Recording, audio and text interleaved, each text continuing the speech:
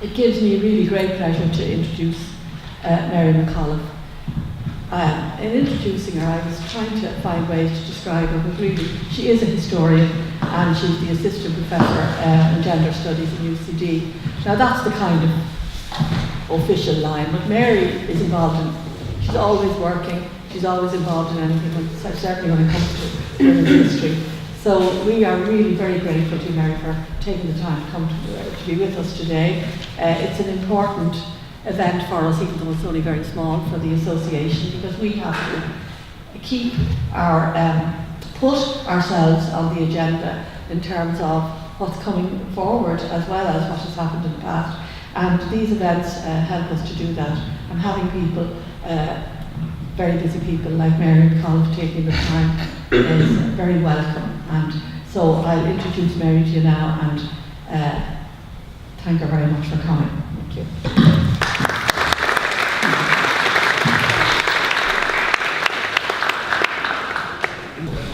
Well, good morning, everyone, and it's great to be here, and I'm delighted to have been asked by Noreen. Can you all hear me? Yes. Yeah. And it's great to be back in Richmond Barracks. Of course, I worked with the Richmond Barracks committee on doing the 77 women. As you can see, they're all around us here. And then we hear that it's a permanent exhibition that the women will remain on the walls in Richmond Barracks here, and we're very delighted about that. And in adding on to what the Lord Mayor said, that women have become central to the decade of centenaries, or the decade of commemorations over the last few years, and that's very true. Yesterday I was at the Print Museum at a day-long seminar on women, and we had worried, people like myself who do research on women, and I suppose people who are interested in women in 1916, that once 1916 was over, that okay, people would thought, now we've done the women, let's forget about them and get back to the real history. But of course the women's history is the real history, it's part of the real history, and without it you can't have the broad, nuanced, real history that is necessary for our understanding of the whole decade of centenaries. And it's great that in 2018 we continue with that history.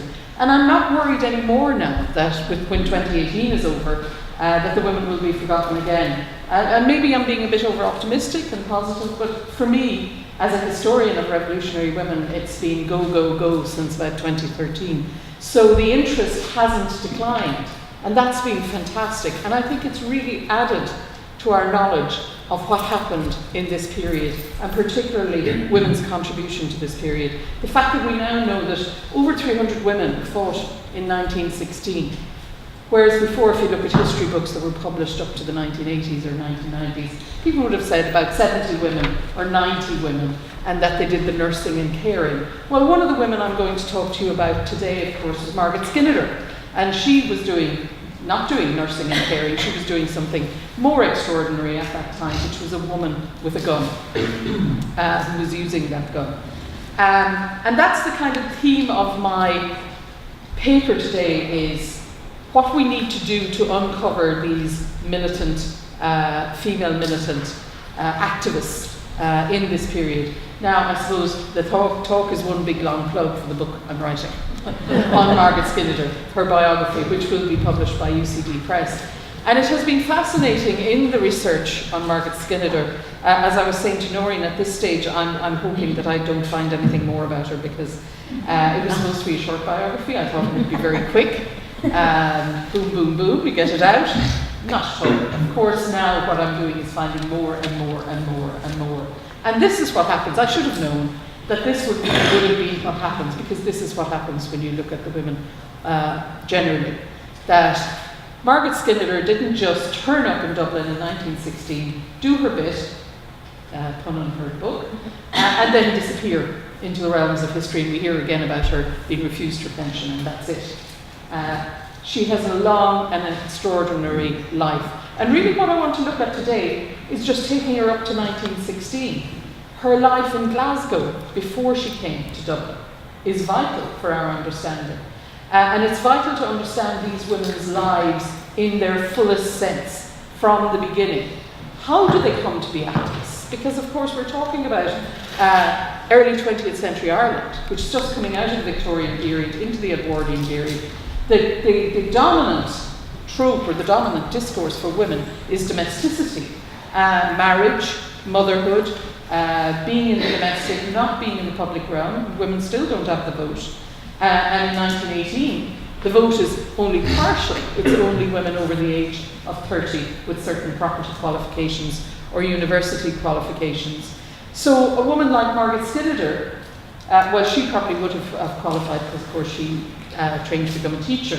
But women, like many of the women on the walls here, like Rosie Hackett and Jenny Shanahan, didn't have the right to vote because they were working class or they were under the age of 30.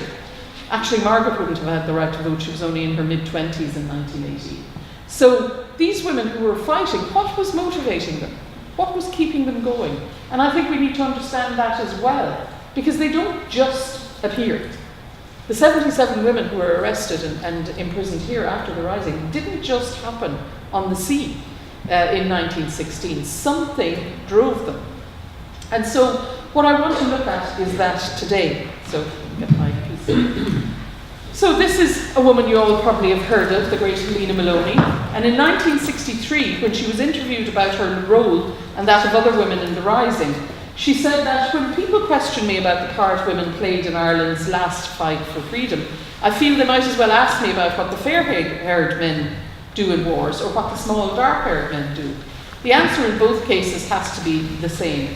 They did whatever their hands came to from day to day and whatever they were capable or had aptitude in or training to do. For Maloney, therefore, the participation of women in the Rising was not extraordinary, and asking why women took part wasn't extraordinary. As a political woman driven by radical politics for at least a decade prior to 1916, and of course she had started in 1900, she joins Innian na hÉireann, set up by Mount Gunn in 1900, the first militant separatist organisation, way before the men get into the act, in Ireland at that time. And they are very active. And Helena is imprisoned as a militant suffragist. She breaks windows when the visit of the King. She is campaigning for the right to vote. She's editor, of course, of Ban na hÉireann, the women's newspaper. She's involved in everything from 1900 on. So in 1916, she has 16 years of activism under her belt. So for her, 1916 is just another journey on that road of activism that she will continue all of her life. She's in the Irish Women's Workers' Union. She's an Abbey actress, of course, as well. And many of the plays she participates in are very much part of the Celtic revival. So she's in part of cultural renaissance at this time as well, that is invigorating people to learn the Irish language, and all that plays a part in bringing people through culture and nationalism into militant nationalism. And so Maloney is very much part of that scene, that milieu, I suppose, that Roy Foster talks about in his book Vivid Faces. Many of you might have read it. That radical young new generation who'd rejected the constitutional nationalist politics of their previous generation and were quite open to feminism, socialism, militant nationalism, anti-vivisectionism, all sorts of different ideas that were swirling around at that time. It was quite an exciting time. I wouldn't mind being there myself. I would have hoped I'd be in all these organisations. And so she, as a radical woman, believed her part was no more or no less than that of her comrades, male or female. She also stated that she was a member of the Irish Citizen Army, whose idea of freedom was of the widest and most comprehensive kind, the abolition of domination of nation over nation, class over class, and sex over sex. She had complained to Sean O'Fuelon that many men seemed to believe that seemed to be unable to believe that any woman could embrace an ideal, accept it intellectually, and feel it as a profound emotion, and then calmly decide to make a vocation of working for its realisation. And I think this is what I want to show in this biography, that like men, women could come to activism by themselves. They could actually be attracted by an ideology and decide to dedicate their lives to that ideology, or those ideologies, not just one. Most of them were feminist and nationalist and socialist, the three great movements that Countess Markievicz mentioned, the women's movement, the labour movement, and the Freedom of Ireland. So Maloney despaired that men could not understand that women could embark on a journey of politicisation and come to believe in and fight for a cause of gender or race or nation or class. Women, she said, were not necessarily involved in events like the Rising because they were in love with some man, or looking for excitement, or limelight, or indulging in their vanity. And I mean, Shauna Whalon is the one who said that Markovich was only involved because she was a bit of a diva and looking for a bit of excitement. So, you know, we have to look beyond the male gaze, I suppose, on the female activists. And she believed that it was self-evident that a woman could work as a man might work for a cause, and in this case, the cause of Ireland. It is unthinkable that she, as a political woman who had worked for Ireland from the early part of the 20th century, needed the imprimatur of a man to motivate her. In looking at Helena Maloney's words now, over 50 years after that interview, and that was just before the 50th anniversary of the 1916 Rising, we have to ask the question whether we still consider these revolutionary women, mainly in the light of their connections to and work with male revolutionaries, where we still fail oftentimes to consider them as historical subjects in their own right, indeed as historical subjects worthy of deeper study or biography. And you have so many biographies of the men of the revolutionary period, and you have a few of the women, but very few. Markovich, for example, is unusual in that there are 6 or 7 biographies, but the rest of them, Maloney most recently has had a biography out by Nell Regan, but many of them don't. And they're deserving of it. And of course, again, Margaret Skinnider is going to have one soon. So in many ways, we must continue to question why women's history is still considered an area of new research. From the 1980s onwards, the historiography of women in the Rising and the broader revolutionary period, including the involvement of women in the three movements that Countess Markovich spoke about, has been one of constant recovery, rewriting and reiteration. Over 40 years of research and writing on women and the revolutionary era, mainly by women historians and researchers, has led to a real richness of scholarship. And some of you would know the great books by Margaret Ward on manageable revolutionaries and her edited collection In Their Own Voice, Rosemary Cullen Owen's Smashing Times, A History of the Irish Suffrage Movement, and again her book on the social history of Ireland, Cal McCarthy's book on Cumann Amon, Anne Matthews, Sinead McCool, Senyum Pacetta's Irish Nationalist Women, Lucy McDermott's At Home in the Revolution, and dare I say, Mary McAuliffe and Liz Gillis, 77 Women of the Easter Rising, which you can buy here if you don't have it already. Yet with all this richness of scholarship, 2016 saw many articles appearing in newspapers in the mainstream Irish media which emphasised the need to look again for the forgotten heroines of 1916. At the end of one such newspaper article detailing the activities of Linda Kearns, Dr. Kathleen Lynn, Elizabeth O'Farrell, Julia Brennan and others, the writer of the piece noted, we compound the original neglect by failing to remember them, the women, as we mark the creation myth of our state. By remembering their role in the road to the Republic, the commemoration in 1916 could mark the start of a whole new inclusive chapter in our nation's history. The implication here, and in many other newspaper and TV media pieces, was that 2016 would and should mark a turning point in including women's contributions to the narrative of the Rising. And this is not the first time decades of women's history and women's history writing has been dismissed or wasn't known at all about in the mainstream media. In an interview with the journalist Ronan Creevy, Colin Tevan, the creator of the RTE drama Rebellion, which centred on the women, what you think of its merit or not is another thing, but it does centre on the women, and was broadcast in 2016, said he had not been aware of just how many women took part in the Rising, and he was astonished that some 50% of the population had their stories airbrushed out of history.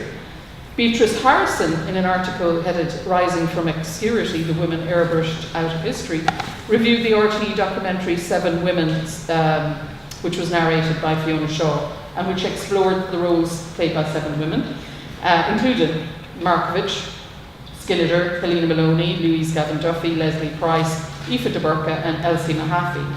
Knowing, as she said, as Beatrice Harrison said, that the reclamation of women's roles in the Rising is one of the big stories of this centenary commemoration, she tuned in to get their stories. The documentary, she wrote, painted a picture of women's seriousness and commitment, which is great, which makes their airbrushing out of history, Markovitch accepted, so frustrating. These are two areas of interest in this, there are two areas of interest of this and other similar articles on the women of 1916 and commemoration, which appeared throughout 2016, again and again and again. Firstly, almost every writer or journalist comments on the airbrushing out of history of these women. And secondly, they remark that the 2016 commemoration will assuredly mark the moment when this airbrushing will end. It's almost like, now, okay, we've done enough, we'll stop, let's start writing the women back in. The truth of women forgotten and now suddenly remembered remains unchallenged, and I'd like to challenge that a bit today. All this begs the question why, after 40 years of scholarship on women's role in the revolutionary period, does the male-centric and concurrent airbrushing of women and the work of women historians remain so defiantly lodged in public memory? In April 2014, for example, a two-day international conference commemorating the centenary of the foundation of Cumann na mBan, founded in 1914, April 1914 in Wynn's Hotel, and this was hosted by the WHAI, the Women's History Association of Ireland, at the National Museum Collins Barracks. The range and breadth of research on the women of Cumann na mBan, as well as the other women involved, was extraordinary. As the other militant suffrage and labour women in the early 20th century, over those 2 days demonstrated a vigorous interest in and research on women of the revolutionary period. In 2016, during the commemorations of the Easter Rising, the interest demonstrated by the public in hearing of women's roles and contributions was visibly heightened by several funded public history projects, including this one here, one of the Royal College of Surgeons, several down the country. All around the country you saw public history projects on the women of 1916. Yet even as all this research on the women and the broader revolutionary and suffrage period complicates and broadens their roles, there remains some unease with moving away from this traditional narrative that we'd never heard of the women before 2016 and now the women are all over the place. And actually there were some complaints about that too. I remember seeing on social media saying, well, yeah, it's all very well learned about the women, but it's skewing the history a bit, and now, enough already, let's get back to the real history. And could we stop talking about the women? The next thing you know, we're going to be saying that they planned it rather than Patrick Pearse or Joseph Plunkett or James Connolly. So there was a feeling that talking about the women was intruding on the real history. And then there was that feeling that the women needed their day in the sun, but it was only one day. And that's all you needed to give the women. So we need to kind of deconstruct those myths and show that actually it has to go along in tandem with all the other histories. As the feminist historian Gerda Lerner says in her essay, Placing Women in History, the true history of women in the history of their ongoing functioning is that male-defined world, but on their own terms. In the early years of second wave feminist-inspired biographies, many were of great women, the kind of add women and stir, recovery women history genre, which tells us a lot about individual women, but very little about the socio-political and cultural context of the time. It's very much, as I said, the add women and stir history, not challenging or changing the traditional narratives, but simply adding a woman, most likely a well-connected, wealthy or extraordinary woman to the narrative. So queens and abbesses and all those extraordinary women who did something different. Not your ordinary woman, not your working class woman at all. And this is known as compensatory history, which was, as Lerner argued, necessary at a time when women's histories were being neglected for centuries. Yet even as we saw an increased publication of women's histories and biographies, she noted that synthesis was lacking. For example, the rich history of the abolition movement in the US is told as though women played a marginal auxiliary, that term of course is often used by Cumann na mBan, and at times mainly disruptive role. Yet female anti-slavery societies outnumbered male anti-slavery societies. Women abolitionists largely financed the movement with their fundraising activities, did much of the propaganda writing and the distribution of newspapers and magazines. Does this sound like anybody we could talk about? Cumann na mBan, maybe? Yeah. Who did an awful lot of that sort of work, fundraising, propaganda, distribution, etc., etc. Yet it's rarely added into the mainstream histories.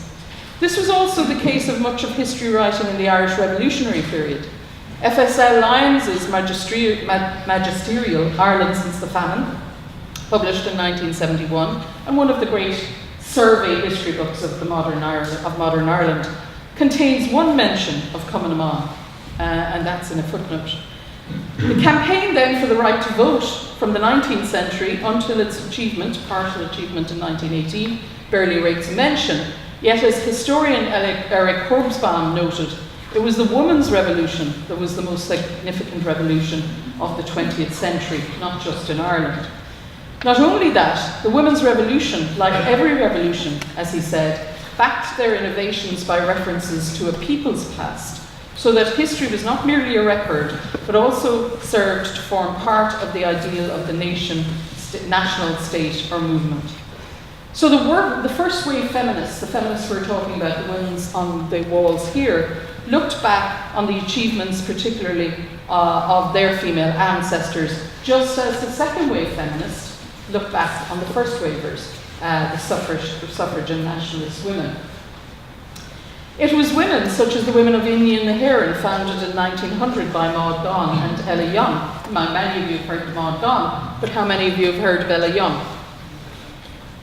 No, and she's coming back into the picture now as well. Ella Young was very much involved in cultural nationalism, out in 1916, a member of Cumann Amon, but leaves Ireland early in the 1920s and goes off to California, where she becomes professor of Celtic literature in California and is very much part of that bohemian circle in California, campaigned to protect the great redwood trees of California and was very involved in artist communities there and in the Celtic revival and Celtic literature. Yet we don't hear about her, but we hear about W.B. Yeats. Yeats didn't like her because she was always there when he came to court Maud Gonne and he felt she was getting in his way. And she's very much part of that story, yet we don't hear about her. I think she also had a crush on Maud Gonne, so, and there's those hidden histories.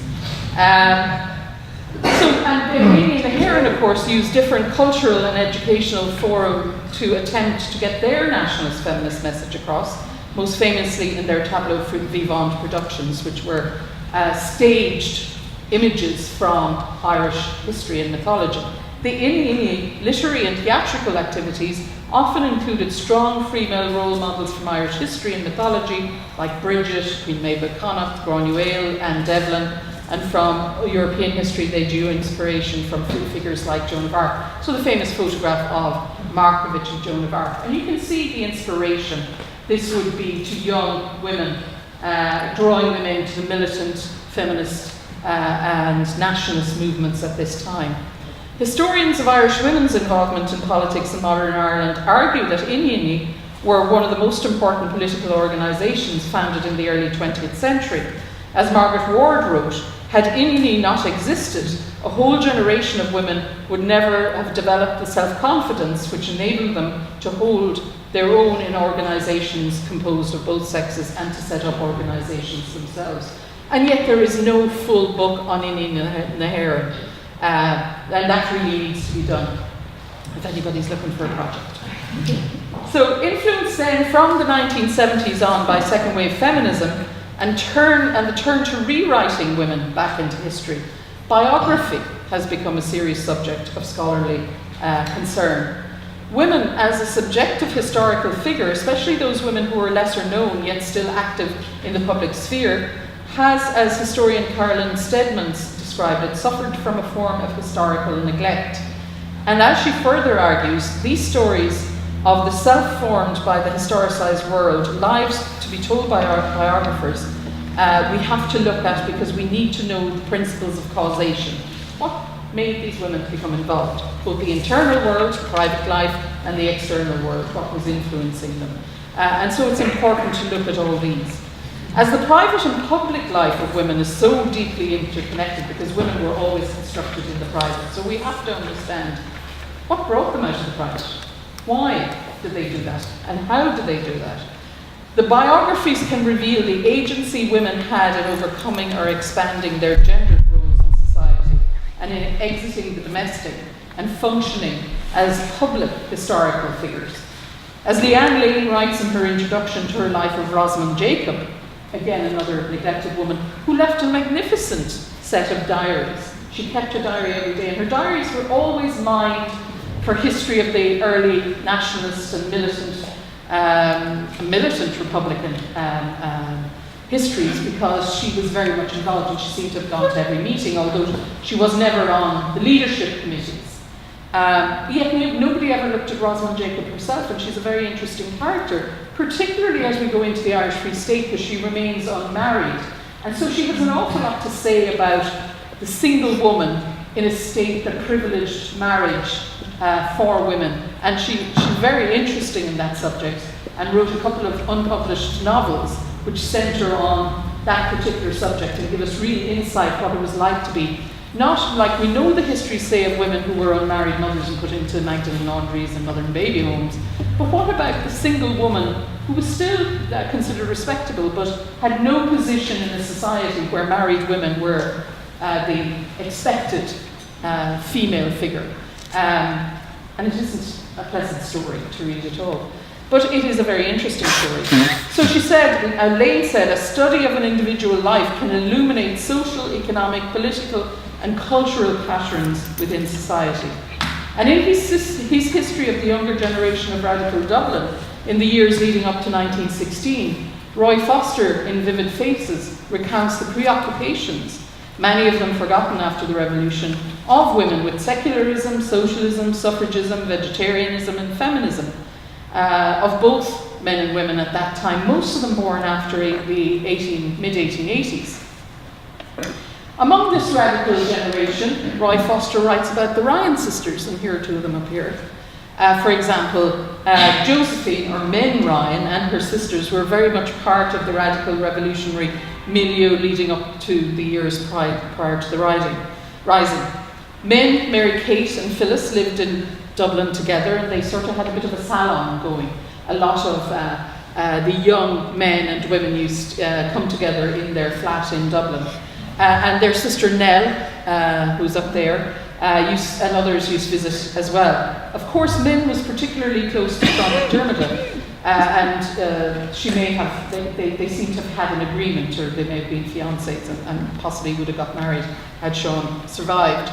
But she and her sisters knew most of the men and women who played a prominent role in the Rising.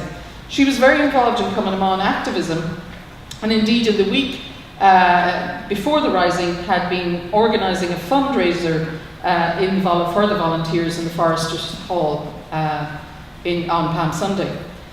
The potted biographies at the back of Foster's book give us an insight into one of the sisters who was involved in feminist, cultural and militant politics, Mary Kate, or Kit Ryan, who, like her sisters, came from a very large family in Tompool in County Wexford. Several of them would take a prominent role in revolutionary politics and would be interred here in the aftermath of the Rising, again during the War of Independence and Civil War, and would go on to play a political role in the new Irish Free State. And again, their family is very interesting in the next part of the decade of commemorations as well, because they split during the Civil War. Some of them are pro-treaty, some of them are anti-treaty. Several were married to well-known political figures. Mary Kate, and 2 years after her death, Phyllis married Sean Theo-Cally. Agnes married Dennis McCullough, president of the IRB. Men married Richard Mulcahy, and 3 years after the death of Sean McDermott. Yet while the sisters were active in revolutionary politics, it is their partners, fiancés and husbands who have been served by a biography, not the women themselves. We know we have little biographies of them. For example, 2 of them are in the 77 Women. But Sean McDermott, for example, has several biographies. Marianne Galulis has written a biography of General Richard Mulcahy, and Dennis McCullough and Sean Theo-Cally will feature prominently in any histories of the revolutionary period. So the Ryan sisters and their sister-in-law, can't forget her because she's a Kerry woman like myself, who married their brother James Ryan, who of course goes on to be a senior Fianna Fáil minister in several governments, Marion Cregan, are for their political, intellectual and literary and revolutionary contributions to Irish history at least deserving of a joint biography. And again, anybody out there wants to do something like that, that would be fantastic. So, to move on, In 1992, the Agenda for Irish Women's History, Maria Luddy said, we need biographies of women, other than those just involved in the suffrage movement. Development in feminist literary analysis and psychology would provide guidelines for us. We have women like Lady Aberdeen, who were very involved, for example, in the Irish Home Industries Association, and who, in the 20th century, set up the Women's National Health Association. We have a large number of biographies for nuns, for example, but many of them are hagiographies, or praise biographies, not rigorous analytical biographies. And basically, she goes on to make a call out there that we need these biographies because without them we cannot grasp the fully rounded reasons that encouraged women into politics in this period. And I think any period of history we need to do that, but particularly as we're talking about the revolutionary period today. So this call for action is as relevant today as it was over 25 years ago. In the meantime, some biographies have been published. In 1997, Margaret Ward published a biography of Hannah Sheehy Skeffington, which she told me yesterday, the updated version of which will be out next year with loads of new material, a new analysis, a new interpretation of Hannah Sheehy Skeffington, who was such a pivotal figure in feminist and labour and nationalist movements. Countess Markievicz has been the issue of several biographies, most recently Lauren Arrington's Revolutionary Lives, Constance and Kashmir Markievicz, but as an unusually polarising woman, perhaps Markievicz is deserving of more analysis. As is Maud Gonne, the writer, actress, advanced nationalist, political activist, and most famously, muse of W.B. Yeats, which, to the irritation of many women historians, the newest book on her labours under the title The Adulterous Muse. As Margaret Ward said in the review of her book, the male view may see Gonne rescued from obscurity by this biography, but feminists never regarded her as overshadowed by the reputation of Yeats, as we recognised her as an agent in her own right and as a woman who made a significant contribution to Irish revolutionary events. Other biographies include the one Leanne Lane on Rosalind Jacob, and she is currently finishing off a biography of Dorothy McArdle, who's a very interesting subject as well, and writes much of the history of the revolutionary period almost in the immediate aftermath of it, including Tragedies of Kerry and various other books like that. These biographies demonstrate how a woman involved in public life, she's talking about Rosamond, as I said. She says, by her failure to marry and by her inability to find meaningful paid work, by her countless refusal from publishers, Jacob offers a key into lives more ordinary than the urban middle classes of her time. Other women who've been subject to biography include Jenny Wise Power, but I think her biography is in need of updating. It was written in the early 1990s. We also could say that of the biographies of, among many others, Kathleen Lynn, very well served by Margaret O'Hogarty, but I think a joint biography of her and her partner, Madeleine French-Mullen, and their lives together. And there are a cohort of women who spent their lives working together and living together, who may or may not have been what we call today lesbian, but certainly devoted their lives to work. And didn't marry. And so Lynn and Madeleine French-Mullen, I think, deserve a joint biography. Elizabeth O'Farrell is another one, case in point, and then Julia Grennan. The image of the nurturing, caring, passive nurse, the helpmate of the male patriotic man, dominates in the gendered representation of Nurse O'Farrell, the kind, caring auxiliary in an unthreatening representation of the women of 1916. In a report of her death in 1957, her activities of Easter week were described as Pierce's envoy and the nurse who attended the wounded and dying during the week. But of course she was a very active political player herself and continued to be that for all of her life, down to the end of her life. She rejected the legitimacy of the Irish Free State. She refused to apply for a pension to that state whose legitimacy she rejected. She was still campaigning when the border campaign broke out in the early 1950s. So we have to look at her as an individual, active, agent, political player in her own right, because her own political activism and ideologies need to be brought to the table, not just that she was there at the moment of surrender, or that she was a nurse, or she was involved in Indian Naharan, she was involved in Franchise League, she was involved with the Women's Workers' Union, she was involved in all sorts of campaigns. So we need to know that about her.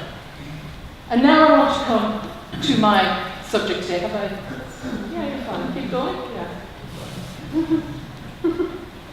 We'll stay for the day, so. Another woman who escapes, whose escapades in 1916 seem to be, until very recently, the only history known of her is, of course, Margaret Skinnider.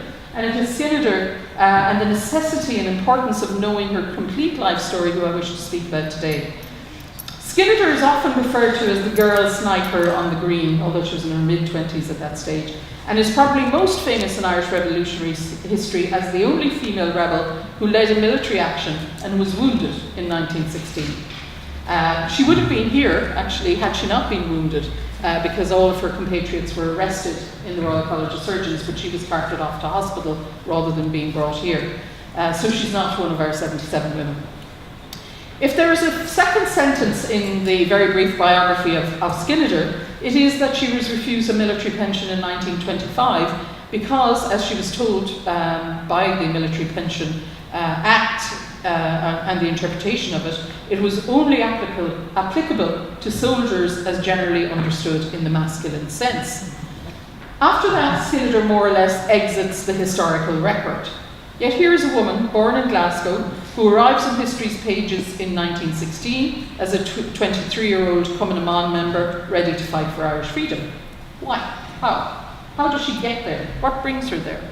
Who was she? What motivated her? How did a Glaswegian end up lying wounded in Stephen's Green on Easter Thursday 1916? And what became of her after? She lives on until 1971. So she does more than just those two things. Would a biography of Skinnider give us insight into the motivations of a broader radical generation, one motivated by a multiplicity of ideologies, one which demonstrates a global reach of Irish nationalism, especially among the diaspora? So if we look at Skinnider, she's born in Coatbridge in Glasgow in 1893, the youngest of a family of 5 to a father of Irish birth from Monaghan and a mother of Irish descent. As Kirsty Lusk says in her introduction to Skinnider's 1917 eyewitness memoir of the Easter Rising, Doing My Bit for Ireland, she, Skinnider, should be more widely known and her vital contribution to the struggle of Irish independence more fully acknowledged.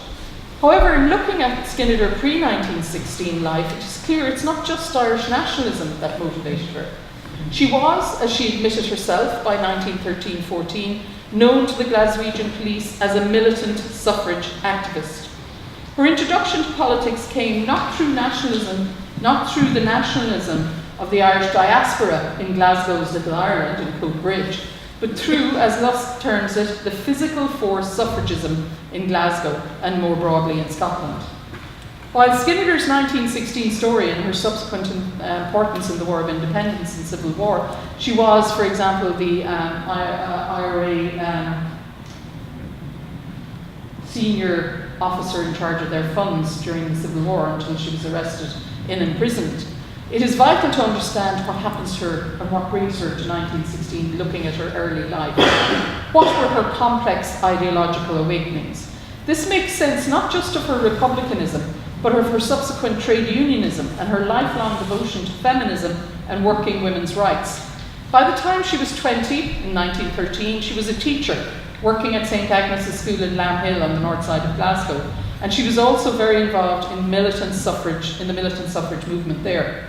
And if we have a brief look at the militant suffragism in Scotland, by 1906, the Scottish headquarters of the Women's Social and Political Union, the Militant Suffragettes in England, had been set up in Bath Street in Glasgow. While we often hear of the militancy of the English suffrage women, the Pankhursts and their followers, chaining themselves to railings and blowing up post boxes, etc., the women of Glasgow were as militant, if not more so. And many lower middle and working class women, like Skinnider, were involved in militancy there. These include WSPU militants like Cecilia Russell and Jessie Stevens. Russell was a pawnbroker's assistant, acted as one of Mrs. Pankhurst's enforcers at the 1914 St Andrew's Hall riot in Glasgow, where Mrs. Pankhurst, released from prison under the Cat and Mouse Act of 1913, was giving a speech. Jessie Stephen was the organiser of the Domestic Workers Union in Glasgow. We rarely hear about working class women and their activism. And she was a WSPU member, and she later recounted her part in acid attacks on Glasgow's pillar boxes. Envelopes with bottles of acid were posted to destroy the mail. As the WSPU militancy stepped up in 1913, the suffragettes in Glasgow and in broader UK were accused of a campaign of terror. Arrests were made after some of these attacks. Suffragettes were imprisoned in Scotland, and they were subject to the same force feeding, although later than in England. It begins in 1909 in Scotland, and indeed in Ireland it begins later as well. By 1914, all suffragettes on hunger strike had been taken to Perth prison, where there were constant protests outside to release their imprisoned sisters. During a royal visit to Perth in July 1914, speeches were made, banners with no forcible feeding and votes for women were displayed, and we know Skinnider was there. We know she was part of the protests outside Perth prison. In her unpublished memoir, Scottish Suffragette and Communist, Helen Crawford mentions Skinnider, describing her as an Irish woman who took Crawford's place on picket to allow Crawford to attend and protest at the royal visit. Margaret, wrote Skinnider, had no time for kings and queens, so she didn't want to be bothered with the royal visit. And you can already see some nationalism coming in there. Crawford, who was out under the Cat and Mouse Act herself, was re-arrested and endured another 5-day hunger strike before she was again released. Crawford had been born in Glasgow in 1877 and involved in active suffrage campaign, but became increasingly militant and joined the WSPU in 1906. Like many in Glasgow, including Skinnider, Crawford was radicalised by her involvement in feminism. And by 1914, like many other Glasgow militant suffrage women, she had joined the Independent Labour Party. And I have a suspicion, I can't prove it yet, that Skinnider is associated with this as well. And they set up the Glasgow branch of the Women's International League. Interestingly, Crawford has a lengthy section in her unpublished memoir in which she describes the 1916 Rising. She had been a supporter of Home Rule, but she doesn't seem not supportive of 1916.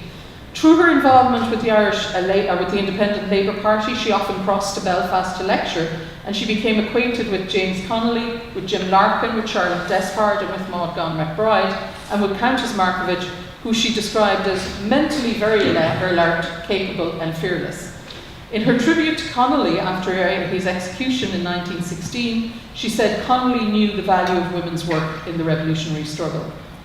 Her memoirs demonstrate the very strong connection between Ireland and Scotland, and specifically between radical trade union activists and feminist activists in Ireland and in Scotland. Indeed, Skinnider was to meet her lifelong best friend, Nora Connolly, or Nora Connolly O'Brien, as she was later called, when she was sent to Glasgow by her father, whom Skinnider deeply admired, on a mission pre-1916. By 1917, Skinnider and Nora Connolly were travelling together in the United States, fundraising for the Republican cause and propagandising the revolution, including each of them writing a book about 1917. And while Skinnider's book is very well known, Nora Connolly's also came out in early 1918. They would remain firm friends and political comrades for the rest of their lives. And indeed, after Nora Connolly's husband died, Nora seems to have spent holidays and weekends with Margaret Skinnider, Nora and Ina, her sister. Like Crawford, for Skinnider, the suffrage movement was a gateway, I suppose we call it now, gateway drug, into other activism. Already aware of Irish history, she talks about that in doing her bit for Ireland, through visits home to Monaghan as a child and involvement in cultural nationalism in Glasgow, Skinnider was perhaps right to be influenced by the more radical nationalism of left-leaning women and men. So this is why when she comes to Ireland, the person she gets in touch with, or the people, the group she gets in touch with, are not the less radical Cumann na mBan, but the Irish Citizen Army and Markovich and Connolly. So she gravitates towards Liberton Hall rather than Wynn's Hotel. And you know, looking at her early history, we can see the reason for that. One of the first stories of Skinnider's involvement in 1916 is her visit to Dublin in late 1915, when she travelled to meet Countess Markovich for the first time. with bomb detonators hidden under her hat and wires around her body and pulled over it. She writes about the fact that it was a very rough journey and she actually thought she was going to explode. So how did she go from a militant suffrage activist in 1914 to a woman importing arms in December 1915 in the full expectation of involvement in, at some stage, a violent uprising against British rule? Again, the roots of Skinnider's militant nationalism lie in Glasgow. So it's not just feminism that she finds in Glasgow. By 1914, a branch of both the Irish Volunteers had been, and a branch of the Fianna had been formed in Glasgow.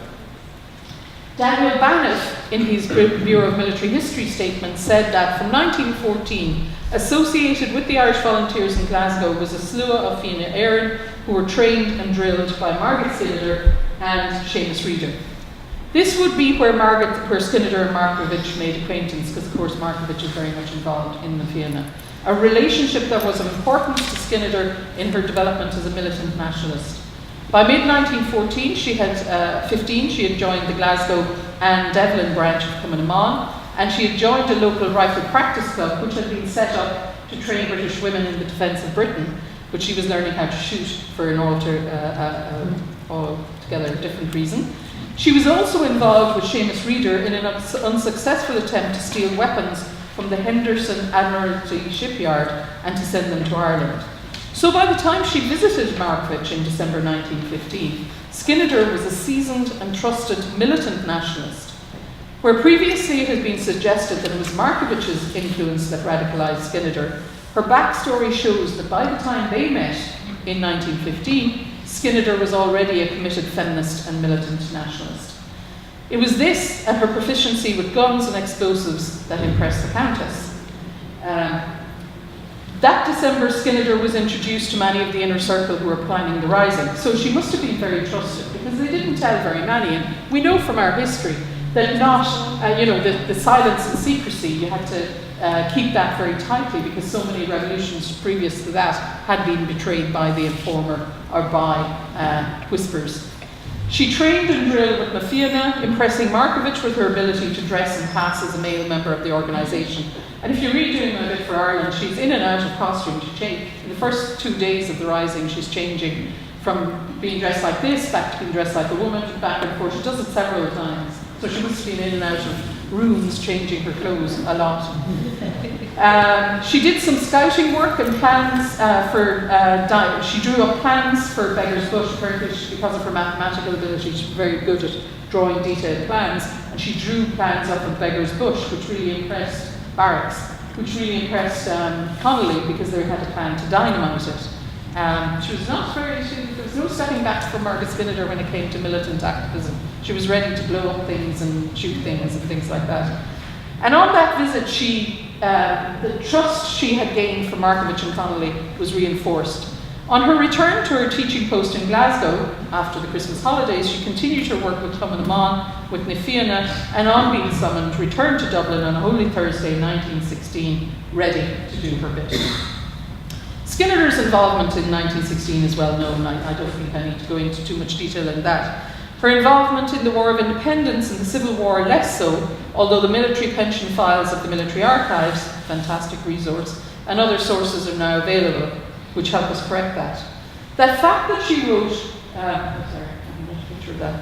wrote one of the first published eyewitness accounts of 1916 while part of the Republican Women's Propaganda and fundraising tour in America in 1917 is little understood and appreciated. Doing my bit for Ireland, while it is a polemic, obviously it's very much from a person who participated on the militant, feminist, radical feminist side. It is one of the first eyewitness accounts, and when you read it, you get that real sense. I mean, she isn't a great writer, but it is very descriptive, highly descriptive. Have many of you read it? No. It is very descriptive, and you can just imagine, she talks about cycling her bike and the bullets bouncing up off the road, hitting the spokes of the bike as she cycled along. And she describes when she was wounded, how she was taken back to the Royal College of Surgeons, and they operated on her there without anaesthetic. and she talks about how Markovich, held her hand as she was being operated on, and it was Madeleine French-Mullen and the women who had set up the first aid space in the Royal College of Surgeons who operated on her, and she survived. She was wounded 3 times. Apparently she couldn't lift her hand very high for the rest of her life because of the wounds she suffered. And she talks all about that, and she gives you a reason in doing my bit for Ireland about why she fought in 1916. But it has been ignored, that eyewitness account. Yet if you look at, the arguments over Markovich and whether she shot the Dublin Metropolitan Police or not, eyewitness accounts of men are always used to say, yes, she did, or no, she didn't. While Markovich's account, or Skinnider's account, which says she didn't, is ignored. Again, is it because it was written by a woman? And similarly, Nora Connolly O'Brien's account of 1916 is ignored. So I hope, I'm going to, the chapter I write in 1916 will be looking at 1916 through the eyes of Skinnider and Nora Connolly, and how they write it. And how we have to understand that while they are, you have to take them with a pinch of salt in some ways, because of course it is them, they're not objective viewers. But they write it in 1917, almost in the immediate aftermath.